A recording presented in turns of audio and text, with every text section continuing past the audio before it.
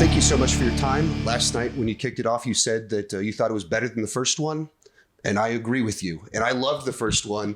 And I was like, will it really be better? And almost immediately I was like, and you did it. You pulled it off. That's so nice to hear. So kind of first question, what was the original idea that made you go, I want to do a sequel? There's an idea a story worth telling here. Well, I tried to explain it also yesterday that I had an idea, but then I realized that it wasn't good enough. So I didn't want to do it. But afterwards, I got a new idea, which is now in the film about his home and stuff, because it's important that that Atami himself is not actively doing, like going in a mission or something. It's better than he's just minding his own business and somebody is trying to like hurt him. Well, and it adds an emotional touch into the film that you have this really brutal, violent movie and you get to the end of it and it's actually a really tender moment. Yeah. And did you intentionally try to make this a more emotional film with kind of that hook?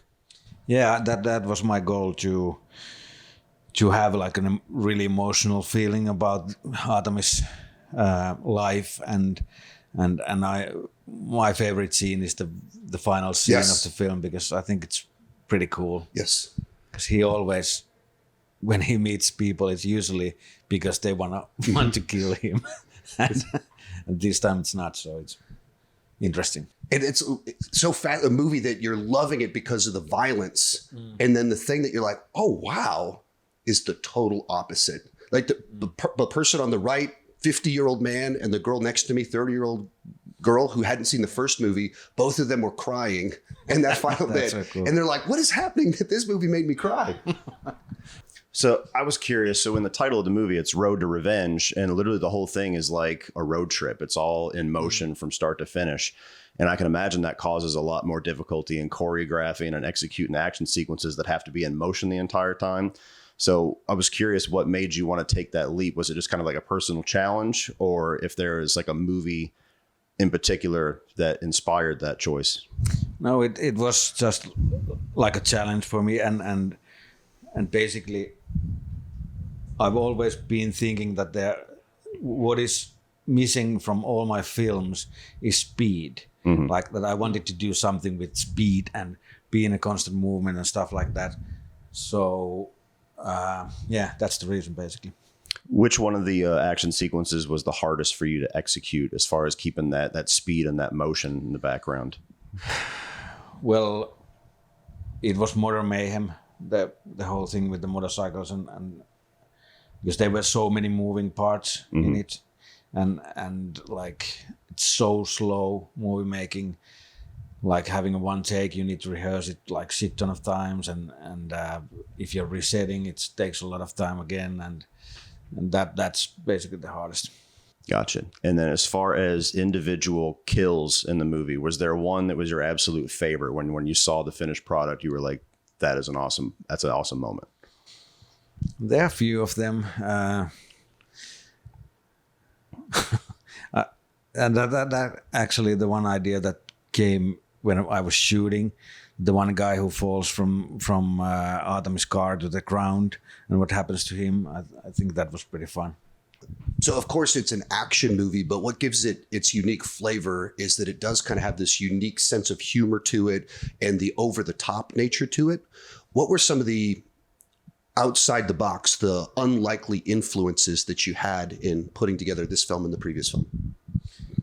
Well, I'd like to say it's like Buster Keaton or something like that to have, because I like to have the freedom when I do my films, like that I can decide what happens. I wanted to do something emotional and at the same time really fun stuff. And I don't have to pay attention to the laws of physics and stuff. I mean, in the theater last night, I mean, people were going like, what a perfect environment to watch the film where it's like just eating up the insanity of everything kind of happening in the movie. Yeah, I felt it.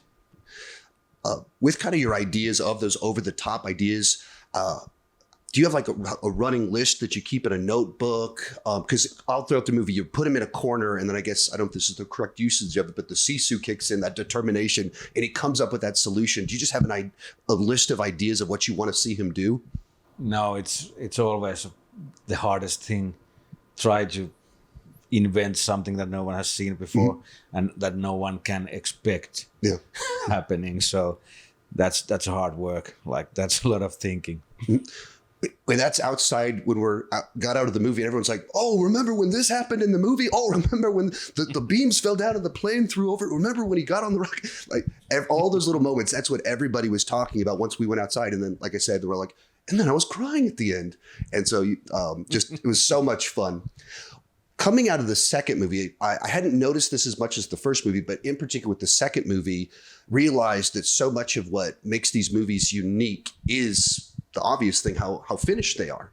That this one, the history, I mean, the title should make it pretty obvious that this is very culturally specific, but then even the kind of the discussion of the lack of dialogue and kind of you unpacking that a little bit, was that fully intentional to make this a movie that reflects your culture? Of course, it is so much easier to do a film like which is from your own culture. Like it helps a lot to get the right tone into it, and the reason why we don't speak that much, it's because I need to make I even though I'm making Finnish film, I need to speak English in order to get the money to do it. So I found a way to do it like that. Okay, we don't speak at all, so that's universal. Like, well, and even to the last scene, without wanting to spoil it, that's exactly what made it so profound. Is it's a cultural statement that was like, wow, that's like so impactful in a way I was so not expecting when I sat down in the theater. Yeah. Final question. I love the Rambo movies, and you're working on the Rambo origin story that people have been talking about. What is this origin movie for Rambo for decades now? The original run of films were so specific to a time period. What is the angle to try and make it still relevant today in the 2020s? That's a tough question. I don't have an angle for it. I'm just gonna do the best Rambo movie I can. So it's. As someone raised on Rambo and Stallone movies, I can't wait to see what this is, because it is that story we've all been waiting for all of this time. It's really weird to be in a position to make an actual Rambo film. Yeah. So, well, I guess, is that intimidating to like step into like something so iconic? Yeah, it is. But I fucking just need to do it. I have to do it. Man, I can't wait to see what your aesthetic brings to that. As a final question to you or statement, can you pitch to my audience why they must go see Sisu Road to Revenge? Though you should go see it because it's awesome.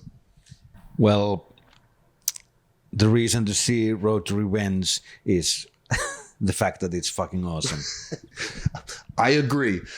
Thank you so much for your time and for the movie, which was incredible. Thanks.